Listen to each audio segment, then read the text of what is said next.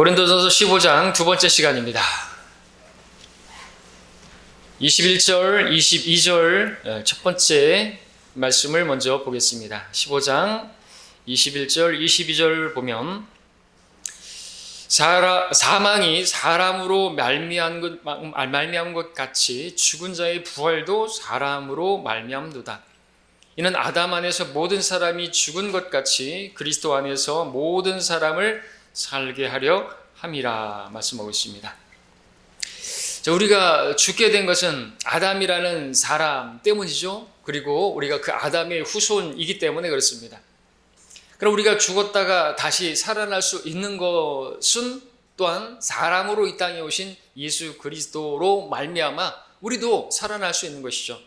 예수님께서 죽으셨다가 부활하셨습니까? 그러면 우리도 죽어도 부활할 것입니다. 주님께서 조금 늦게 오시면, 그리고 주님께서 일찍 오시면, 우리가 살아있을 때 주님께서 오시면 우리는 죽음을 맛보지 않고 살아서 들림받을 거라고 말하고 있죠. 그래서 주님께서는 마르다에게 나는 부활이요 생명이니 나를 믿는 자는 죽어도 살 것이고 부활할 것이고 살아서 나를 믿는 자는 죽음을 보지 않는다. 그게 휴거가 있는 거죠. 그래서 부활과 휴거, 주님 오시면 우리가 먼저 주님 믿고 죽은 우리 성도들은 부활하게 될 것이고 우리는 살아서 우리 몸이 변화되어서 들림받게 될 것이에요. 이게 휴거죠. 공중 들림입니다. 예, 성경적으로 분명히 말씀하셨어요. 그래서 주님께서 나는 부활이요 생명이라고 말씀하셨습니다. 주님의 이름을 걸고 말씀하신 것인데 이걸 믿지 못한다면 도대체 무엇을 믿는 것입니까? 이 생이 다라면 우리도 먹고 마시자 내일이면 죽으리라 하고 우리도 막 개처럼 살고 돼지처럼 살겠죠. 그래도 그렇게 사는 것이 맞는 것이겠죠. 죽으면 끝이라면, 여호와 증인 같은 신앙이라면 저는 벌써 그렇게 살았을 것입니다. 예, 다시 씻고 나서 진청성으로 돌아가는 돼지처럼 살 것이고 또 개가 토해낸 것으로 돌아가는 것처럼 그렇게 개처럼 살 것입니다. 죽음 뒤에 아무것도 없다면, 여호와 증인들이 믿는 것처럼 죽음 뒤에 지옥이 없다면 우리가 뭐 하려고 복음을 전하고 왜 그렇게 체면 구겨가면서 자존심 삼해가면서 그렇게 복음을 전하는 것이죠. 예? 지난주에 또 저쪽에서 복음 전하는데 어디죠?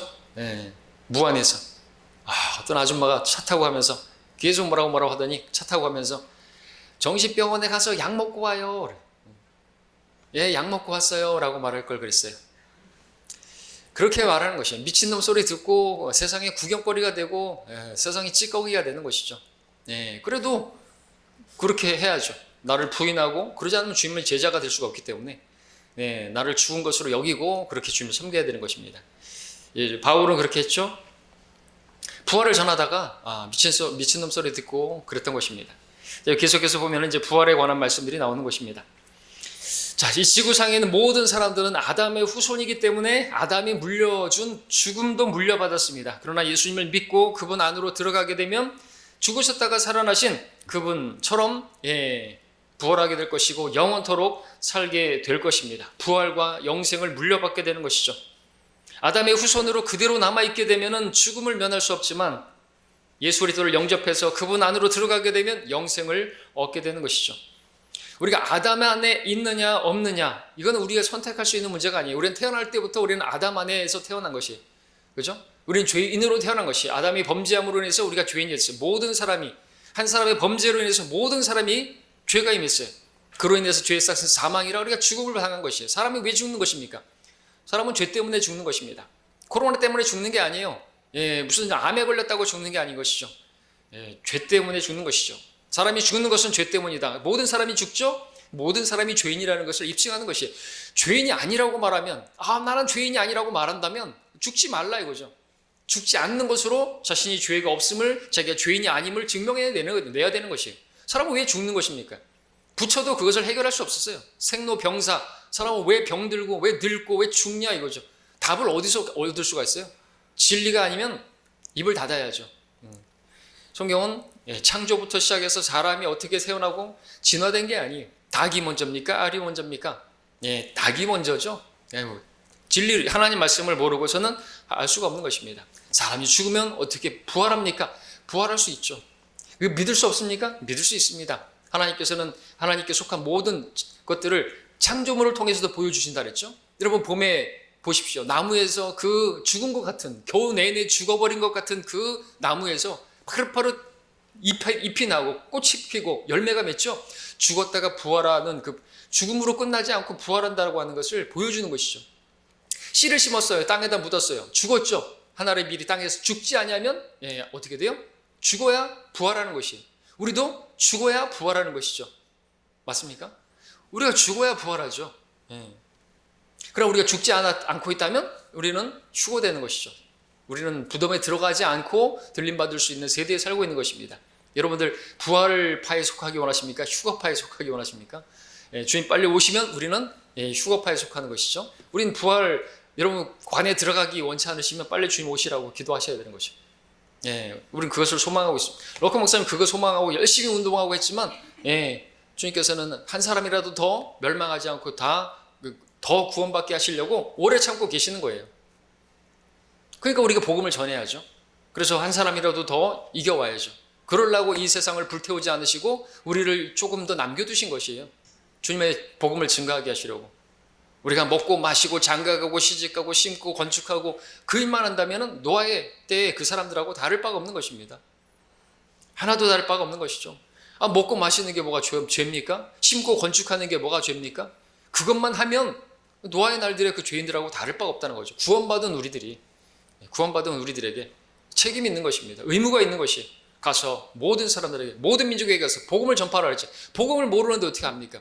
많은 교회들이 복음이 모르니까 행위구원을 가르치니까 복음을 못 전하죠. 우리는 복음을 알기 때문에 나가서 몇 분 만에 3분 만에도 구원받을 수 있어요. 다 자기들 죄인인 거 알잖아요. 죄인인 거 시인하시죠. 예수님께서 당신의 죄를 위해서 모든 죄값을 치르셨습니다. 받아들이면 구원받을 것이고 그리고 죽어도 부활할 것입니다. 우리가 믿는 바가 이거예요. 그렇죠? 이게 없으면 우리는 소망 없는 것입니다. 자, 사느냐 죽느냐 이거 우리가 택할 수 있는 문제가 아니에요. 어차피 우리는 태어났으면 우리 죽어요.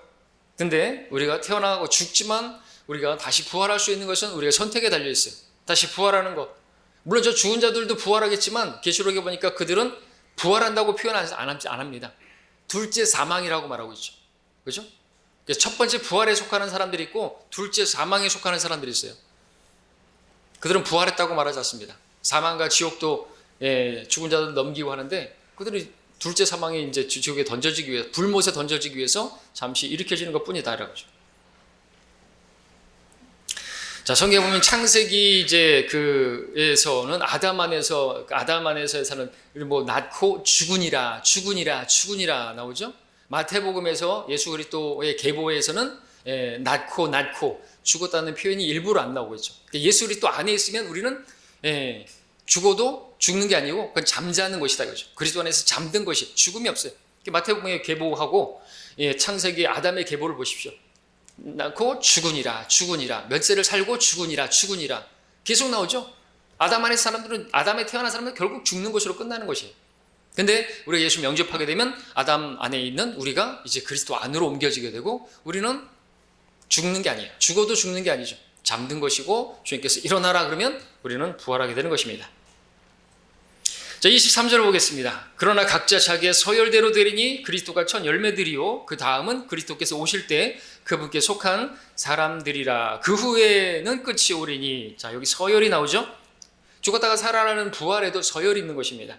이 서열은 마치 곡식을 또는 어떤 과일을 거두는 추수와 또 연관이 있죠. 세 부분으로 나뉜다고 말할 수 있겠습니다. 여러분 목사님 토마토 수확하는 것에 비유하고 있는데 농부가 토마토밭에 가가지고 처음에 익은 첫 열매들을 따죠. 첫 열매들을 땁니다. 그 다음에 아직 안 익은 것들은 놔뒀다가 본격적인 추수 때 따죠. 그리고 또 덜 익은 것들이 있습니다. 그것은 나중에 마지막에 따는데 그것은 별로 없어요. 그죠? 그래서 곡식으로 하면은 이삭줍기. 그래서 첫 열매들이 있고 그 다음에 본격적인 추수가 있고 그 다음에는 이삭줍기가 있는 거죠. 이렇게 서열이 있는 것이죠. 열매들을 거둬들이는 데 있어서. 그래서 여기서는 서열이 있는데 그리스도가 첫 열매들이요. 그 다음에 그리스도께 속한 우리들, 그죠? 우리 그리스도인들, 신약 성도들입니다. 그래서 그리스도께서 첫 열매들이라고 했을 때 우리 지난 시간에도 잠깐 봤지만 왜 복수로 쓰고 있는가? 우리 마태복음 27장에 보니까 주님께서 부활하셨을 때 잠들었던 많은 성도들의 몸이 부활했고 무덤이 갈라졌고요. 함께 부활한 것이 주님께서 부활하실 때. 그래서 그리스도께서 첫 열매들이라고 했습니다. 그래서 열매들이라고 first fruits S가 붙었기 때문에 그걸 써야 되는 것입니다. 개혁성경이나 흠정령이나 다 삭제시켜버렸죠. 말이 안 된다 이제. 그리스도께서 그 구약 성도들 그 첫 열매들을 보여주시기 위해서 복수를 쓰고 있는 것이 킹제임스 성경이 맞는 것이고 헬라어 원문이 맞는 것이고 자기 맛대로 삭제시키면 안 되는 것이에요. 이런 교리가 가려져 버리는 거죠. S자 하나가 1.1핵도 없어지면 안 되는 것입니다. 자, 그리스도께서 제일 먼저 첫 번째 읽은 첫 열매들이고요. 그 다음에 그리스도께 속한 우리들이 구원받은 신약 성도들이, 그러니까 그리스도께서 부활하셨을 때 잠들었던 성도, 그 구약 성도들이죠. 구약 성도들에서 모든 구약 성도들이 다 그 몸이 부활한 건 아니에요. 많은 성도들의 몸이 부활했다고 말하고 있죠. 그러나 모든 구약 성도들은 아브라함의 품에 그 혼이가 있었는데 그 혼은 다 셋째 하늘로 옮겨진 것이고, 그 중에서 이제 뭐 예루살렘에 관련된 어떤 사람들, 구약에 있는 성도들 중에서 많은 성도들의 몸도 실제로 일어나서 부활한 것이죠. 그리고 예루살렘으로 들어갔다고 성경은 말하고 있는 것입니다. 구약 성도들이죠. 그 다음에 우린 신약 성도들이죠. 그 다음에는 끝이 오리니 이랬을 때 이 끝은 이삭 죽이고, 이것은 바로 환난 끝의 성도들입니다. 대환란 끝에 한 번에 또 휴거가 있을 것이, 부활이 있을 것이. 예. 그래서 이것을 계시록 20장 5절에서는 이것이 첫 번째 부활이다라고 표현하고 있는데, 이 첫 번째 부활은 세 부류로 서열이 정해져 있는 것입니다. 그리고 이것은 또 신명기 16장 16절에서 특별히 이스라엘이 그렇게 1년에 3번 명절을 예루살렘을 올라와야 하는데, 이동해야 하는데 무교절과 칠절절과 장막절로 그렇게 올라와야 하는 것이죠. 무교절, 첫 열매들이 되신 예수 그리스도의 부활을 예표하면서 구약 성도들의 그 부활 휴거를 예표하죠. 무교절 다음에 그 첫 열매 되신 예수 그리스도 이후에 이제 77에 49일 그 다음 날 오순절, 77절이면서 오순절은 신약 성도들, 이 오순절에 성령께서 오셨죠. 교회가 시작되었죠. 그래서 이 무교절과 77절, 무교절은 구약 성도들의 부활, 77절은 바로 우리 신약 성도들의 부활. 그 다음에 장막절은 이제 9월, 10월경에 있을 환란 끝에 이제 부활하게 될 환란 성도들의 그러한 이 부활, 휴거를 예표하는 것입니다. 그래서 이렇게 첫 번째 부활에 해당하는 이러한 그 모습이 세 단계로 구분되어 있죠.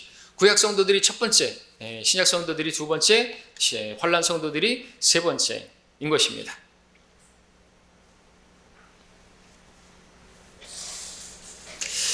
그리고 성경에서 또 재밌게도 이리 올라오라라고 하는 이 표현도 3번 나오죠.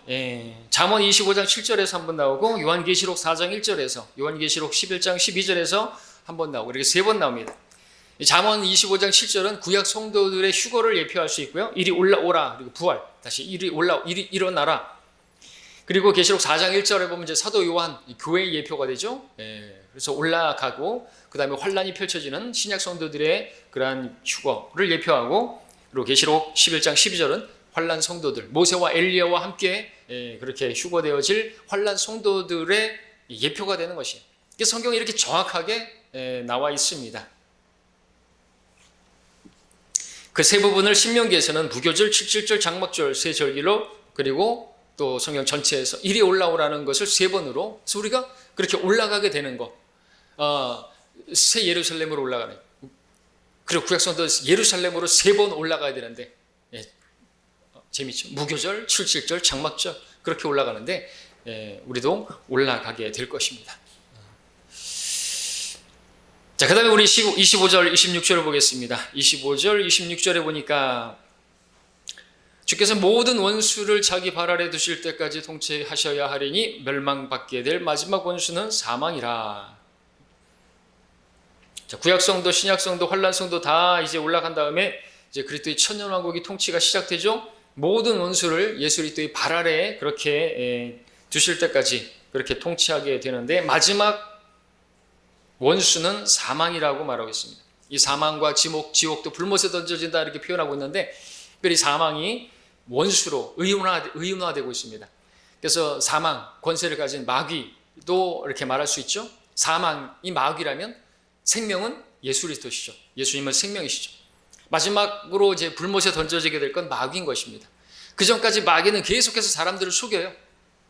특별히 거짓 교리로 속이고 마귀들의 교리라고 디모데후서 말하고 있죠. 마귀들의 교리로 지금 속이고 있어요. 얼마나 많은 사람들이 속고 있는 것이에요. 수억의 사람들이 카톨릭에 의해서 지금 지옥에 가고 있어요. 수십억이 이슬람에 의해서 그렇게 지옥 가고 있어요. 또 많은 교회를 다니는 사람들 중에서도 은사주의, 무슨 체험 이런 것들 때문에 지옥에 가고 있어요. 지옥에 가고 있어요. 복음을 몰라서 열심히 신앙생활하면 구원받겠지 하고 그렇게 두려움 가운데서 신앙생활하고 있어요. 진리를 모르니까 자유케 되지 못하니까 그렇게 두려움 가운데 신앙생활하고 있는 것이죠. 우리는 자유함이 있는 것입니다. 우리는 확신이 있습니다. 그러니까 우리는 주의를 넘치게 할 수 있는 것이죠. 복음을 전하는 데 있어서도 담대할 수 있는 것이죠. 복음 전하다가 욕먹어도 그것이 상리라고 우리가 믿기 때문에 할 수 있는 것이죠. 복음 전하다가 돌을 맞아더라도 우리는 기뻐할 수 있어야 되는 것입니다. 바울은 그랬잖아요, 실제로. 자, 27절, 28절로 넘어갑니다.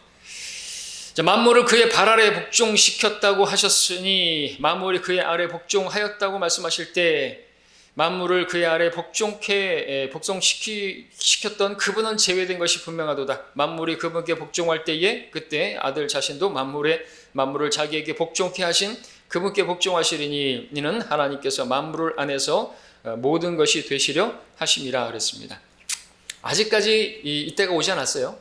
만물이 지금 하나님께 복종하고 있습니까? 절대로 그렇지 않죠. 하나님께서 피조하신 모든 피조물들 지금 복종하고 있지 않습니다. 특별히 사람들은 어떻습니까? 복종하지 않고 있습니다. 복음에 순종하지 않고 있습니다. 복음에 순종하지 않는 자들을 불길 가운데서 벌하실 것이라고 성경 말하고 있죠. 데살로니가서에서 순종하지 않고 있어요. 그러나 이제 천년왕국 때는 모두가 다 복종하게 될 거라는 것이죠. 그리고 그때가 되면은 이제 아들 예수님도 하나님께 이렇게 모든 것이 되시게 하시려고 이제 그분께 복종한다라고 말하는 거죠. 그 삼일체 하나님으로 연합하는 것이죠. 온전히 이것을 어떻게 산수적으로 설명할 수는 없겠지만 예수님께서 아버지께 완전히 이제 종속하는 그분께 복종하는 그런 모습으로 삼일체 하나님의 영광을 보게 될 것입니다. 자, 29절 문제의 핵심 구절입니다. 29절 문제 구절이죠. 자, 만일 죽은 자들이 도무지 살아나지 못한다면 죽은 자들을 인하여 침례를 받는 사람들은 무슨 일을 하겠느냐? 어찌하여 그들이 죽은 자들을 인하여 침례를 받겠느냐? 이게 도대체 무슨 소리죠? 죽은 자들을 인하여 침례를 받는 사람들, 그들이 죽은 자들을 인하여 침례를 받는 게 무슨 의미가 있겠느냐 이거죠. 몰몬교도들은 이렇게 읽죠. 만일 죽은 자들이 도무지 일어나지 못한다면 죽은 형제들을 대리하여 침례를 받는 사람들은 그 무슨 침례를 받는 것이냐? 어찌하여 그들이 그 죽은 형제를 대신해서 침례를 받는 것이냐 이거죠. 이런 식으로 읽습니다. 그러면 어떻게 되는 것이죠?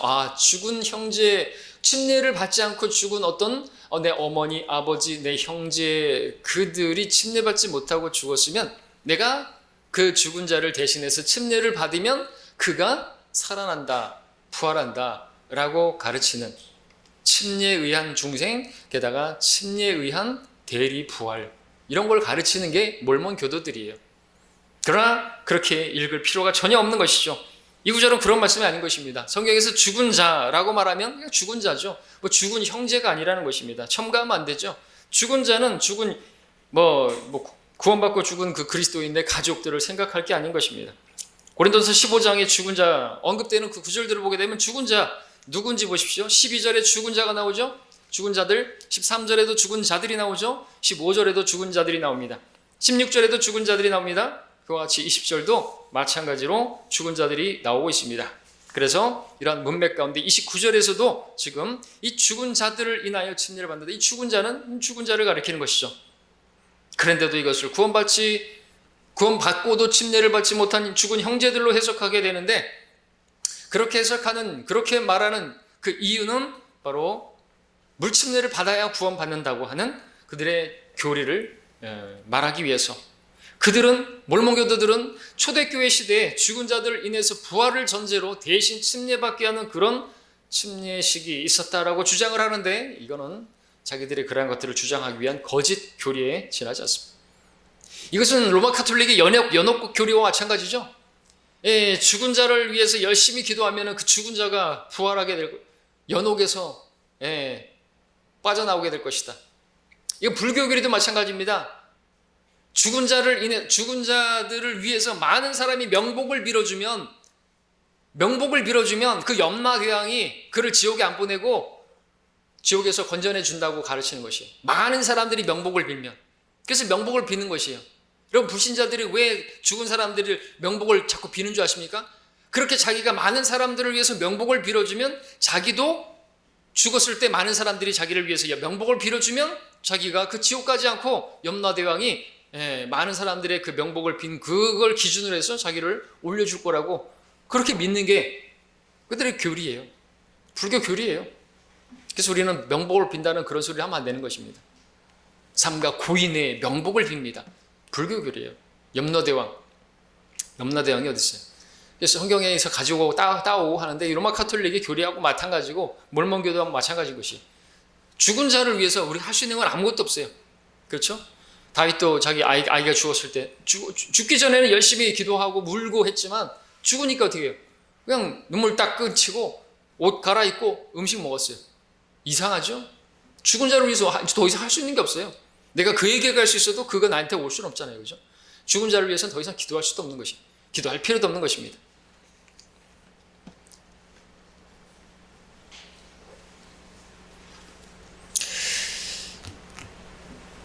자, 만일 죽은 자들이 도무지 살아나지 못한다면 죽은 자들을 인하여 침례를 받는 사람들은 무슨 일을 하겠느냐?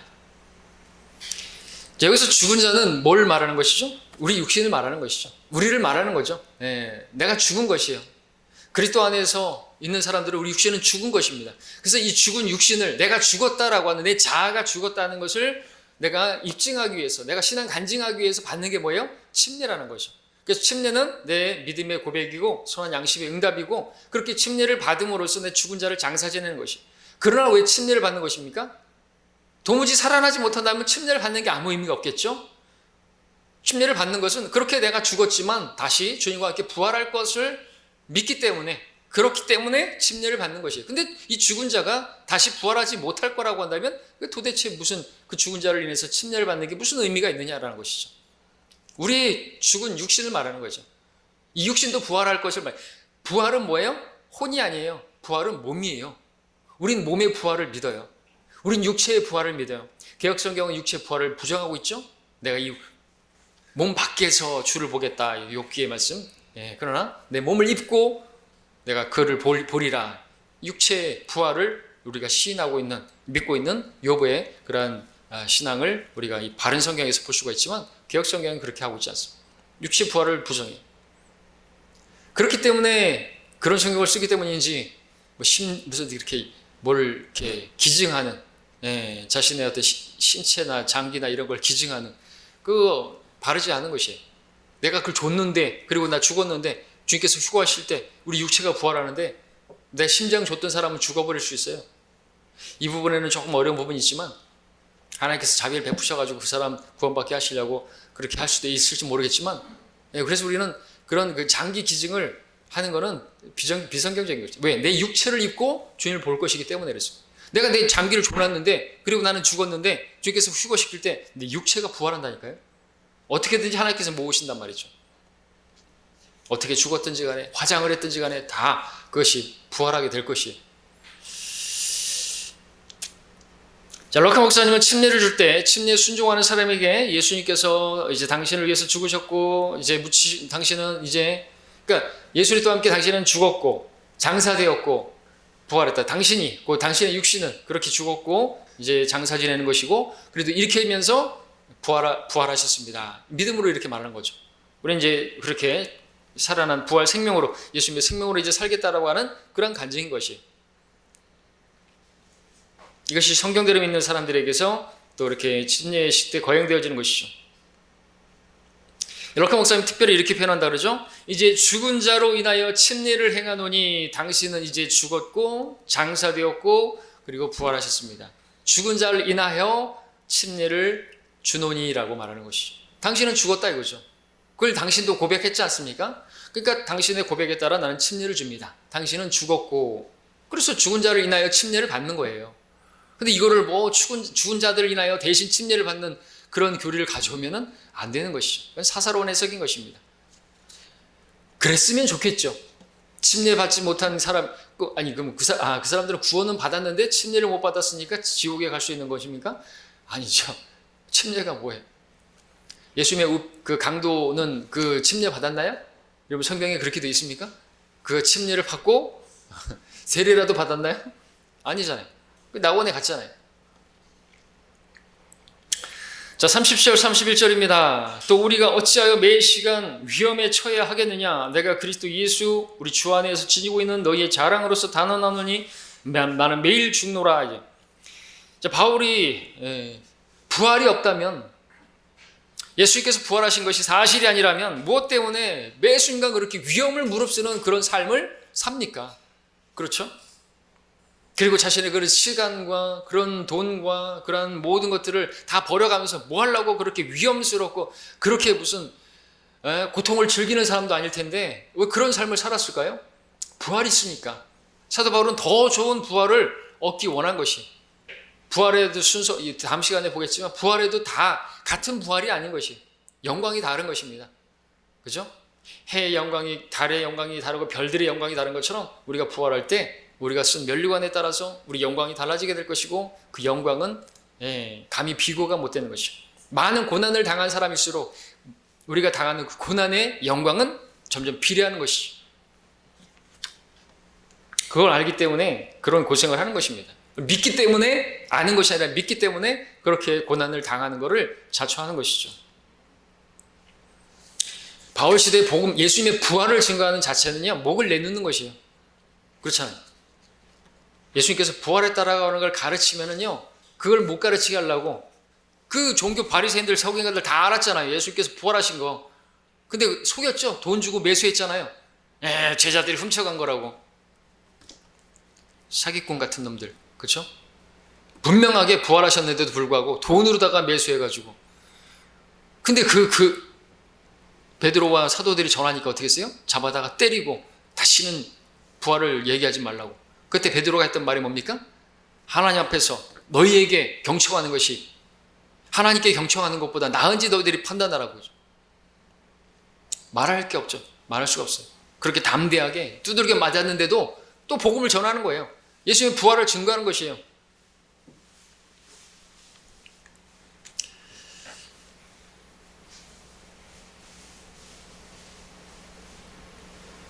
자, 그리고 여기서 볼 것은 나는 매일 죽노라 그랬습니다.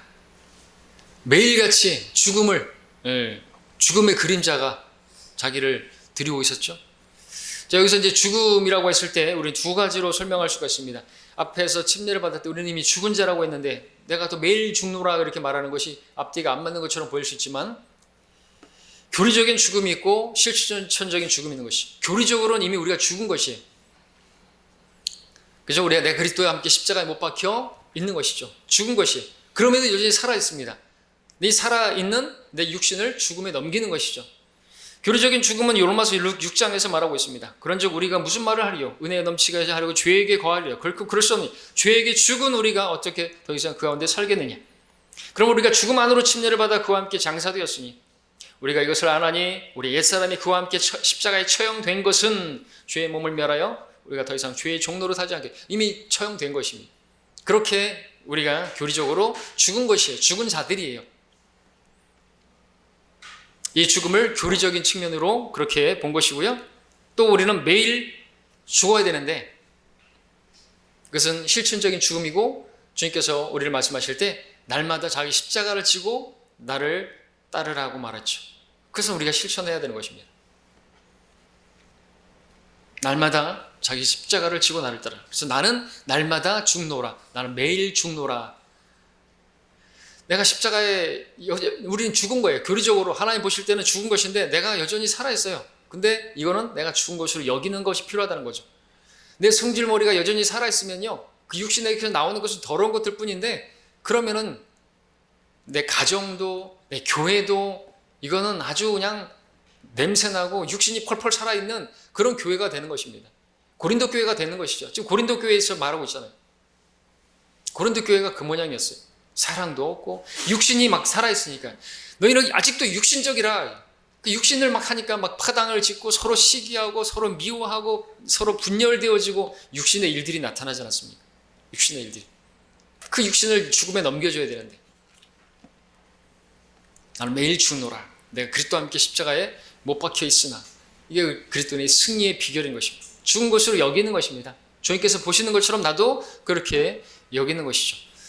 주님께서 나를 위해서 십자가에서 죽으셨습니까? 내가 죽어야 할 자리였는데 그럼 그대로 하라 이거죠. 네가 그럼 죽은 것으로 믿으라 이거죠. 그러면 승리하는 것입니다. 십자가에서 내려오게 되면 마귀가 원하는 것이죠. 마귀의 사람들이 말했죠. 주님 십자가 달리셨을 때 내려오라고. 그러면 구원사역 끝나버리는 거예요. 우리에게도 말합니다. 십자가에서 내려오라고. 네 육신을 한번 흔들어 보라고. 삼손처럼 내려와서 육신대로 행하라고. 그러면 이제 끝나는 거예요. 내 가정도 끝나는 것이고 나는 완전히 비참한 가운데 놓이는 것이고. 사도 바울도 그런 경험을 했잖아요. 나는 비참한 사람이로다. 육신 안에는 선한 것이 없는데 그 육신이 나오니까 온갖 악들이 나타나는 것이. 육신, 십자가에 넘기지 않으면 내 스스로가 그렇게 죽은 것으로 여기지 않고 하면요 더러운 것만 나오는 거죠. 꼴보기 싫은 거예요 진짜. 보기 싫어요. 그게 육신이에요. 인간의 육신. 저 믿지 않는 사람들하고 똑같아요.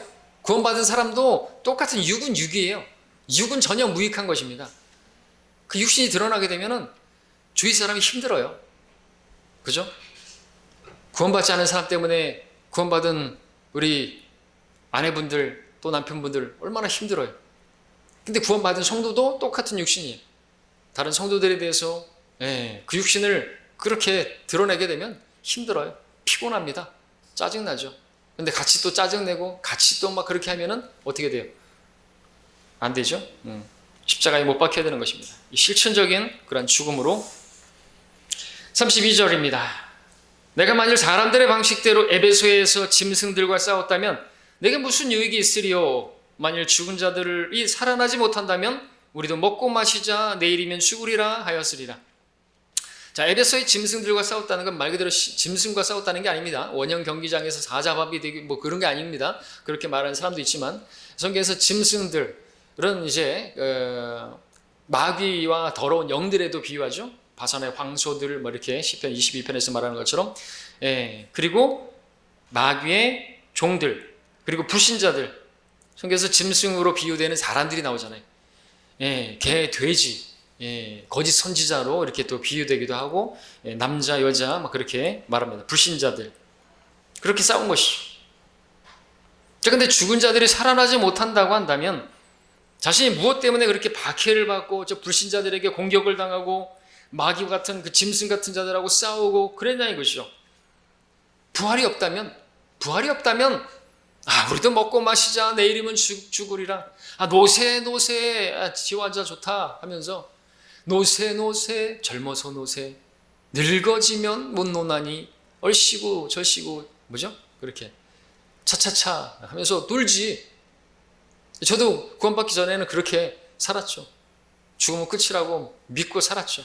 그러니까 막 그렇게 살았죠. 개처럼 살았어요.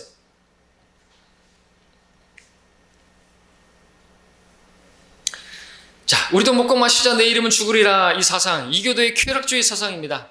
자, 홍수가 있기 전에 노아의 방주로 들어가던 날까지 세상 사람들은 먹고 마시고 장가가고 시집가고 그러고 살았습니다. 그러다가 다 멸망했습니다. 멸망은 끝이 아니고 지옥 같단 말이죠. 이교적인 쾌락주의는 개처럼 사는 것을 말하는 것입니다. 한번 죽으면 다시 살아날 수 없고 그냥 죽으면 끝이라고 믿는 것은요, 개처럼 사는 것입니다. 그렇게 믿으니까 개처럼 사는 것이죠. 죽으면 끝이 아니에요. 어떻게 할 수 있어요? 진리가 있잖아요.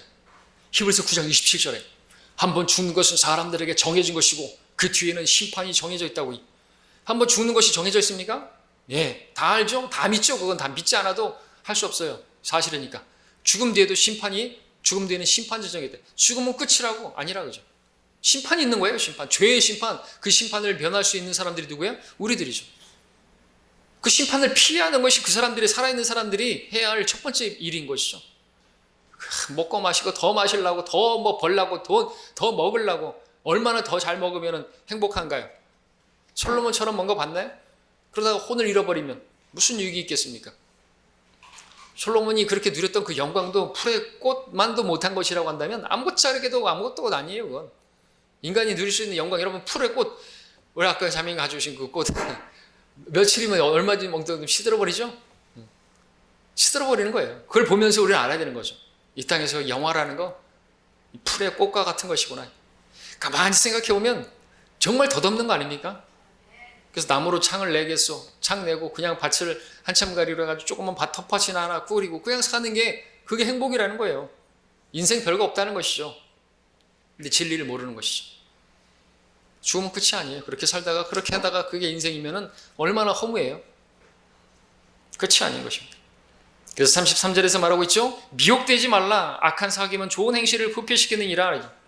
죽음이 끝이라는 말에 속지 마십시오. 사람이 죽으면 끝이라는 걸 생각해서 타락이 시작되는 겁니다. 죽으면 그만이라고 생각하는 그것이 사람을 타락시키는 요인이 되는 것이에요. 우리나라 사람들은 참 복음 전하다 보면 많이 말하죠. 죽으면 끝이지 뭐가 있어. 그래놓고 제사는 왜 지내?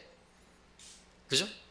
죽으면 끝이라면서 장례식장 가가지고는 아이고 편히 쉬십시오.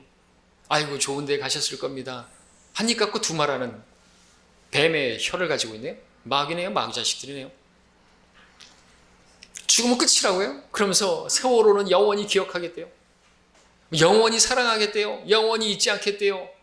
영원히 이 은혜를 기억하겠다고요? 영원을 믿어요? 영원을 믿냐고요? 그러면서 죽으면 끝이래요. 우리나라 OECD 국가 중에서 자살률 1위. 왜 그런 줄 아세요? 죽으면 끝이지. 이 말 때문에. 애들이 조금만 성적 비관하면 자살하고 왜 그래요? 죽으면 끝이지. 그 말을 믿은 거예요. 그 어른들의 그 거짓말 때문에 애들이 자살하고 조금만 힘들면 자살하고 계속 보잖아요. 하루에도 몇 명씩 죽는 거예요. 뉴스 보니까 또 뭐 누가 끌어안고 같이 아파트에서 뛰어내리고 애를 끌어안고 뛰어내리고 혼자 죽지 같이 막 마누라까지 끌어안고 다 뛰어내려. 왜? 물귀신이에요? 마귀가 그렇죠. 미혹되지 마십시오. 악한 사귀면 좋은 행실을 부패시키는 것입니다. 믿지 않는 사람들하고 그래서 같이 어울리지 마십시오. 그럼 같이 물드는 것이에요. 저 불신자들하고 같이 친하게 지내고 보십시오. 그럼 똑같이 되는 겁니다. 결국에는 타락하는 것 시간 문제예요. 여기서 악한 사귐이나 또 구원받지 않은 사람들 말을 말하는 게 아니죠. 구원받은 사람들 중에서도 하나님 말씀을 우습게 여기는 사람들, 그들하고 교제하면 안 되는 것입니다. 교회를 떠난 사람들하고 교제하면 안 되는 것이에요. 여러분, 우리 교회에서 떠난 사람하고 교제하지 마십시오. 전화번호 삭제하십시오. 차단하십시오. 선을 넘어간 사람이에요. 그 사람은 이 교회가 이제 하나님의 교회가 아니라고, 이 교회에서 예배를 드려봐야 하나님이 예배 안 받으신다고 믿기 때문에 떠난 거예요. 그런 사람, 여러분들 예배 드리는 거예요. 헛된 예배 드리고 있는 것이 그렇게 믿는 사람인 거예요. 그렇게 떠난 사람하고 무슨 교제를 해요? 같이 그러면 망하는 겁니다. 삭제하셔야 돼요. 삭제해야 돼요. 없애야 돼요. 네. 바울도 그랬잖아요. 그렇게 하나님 말씀을 우습게 여기고 그런 사람, 알렉산더, 디오트레페 이런 사람들, 사도 요한도 말했잖아요. 이름을 거명하면서까지 이야기하고 있지 않습니까? 그들하고 멀리하라 그러죠. 그들에게서 나오라 그러죠. 하나님 말씀대로 하지 않는, 성경대로 하지 않는, 성경대로 성결하지 않고 육신적으로 육신을 따라서 자기 자녀 때문에, 자기 딸 때문에 그렇게 분리해놓고 그리고 성별했다고 그런 설명이 어디 있어요? 안 되는 거. 하나님께서 다 판단하시고 우리는 성경대로 하는 것이죠. 성경대로 하지 않은 사람들은 하나님께서 판단하실 것이에요. 무슨 심증과 그런 거 필요 없어요. 예, 증인이 있어요. 증인이. 자, 그들이 그럼에도 불구하고 겉으로 볼 때, 외모로 볼 때 사랑스럽고 매력있고 지적이고 무슨 교양 있고 그런 것들에 의해서 그들과 교제하고 그러면요 같이 타락하게 되는 거죠. 부패하게 되는 것입니다. 미혹당하는 것입니다. 자, 하나님 말씀을 따르는 그리스도인들은 하나님 말씀을 따르는 그리스도인들과 교제를 해야 되는 것입니다. 유유상종이라는 말이 있죠.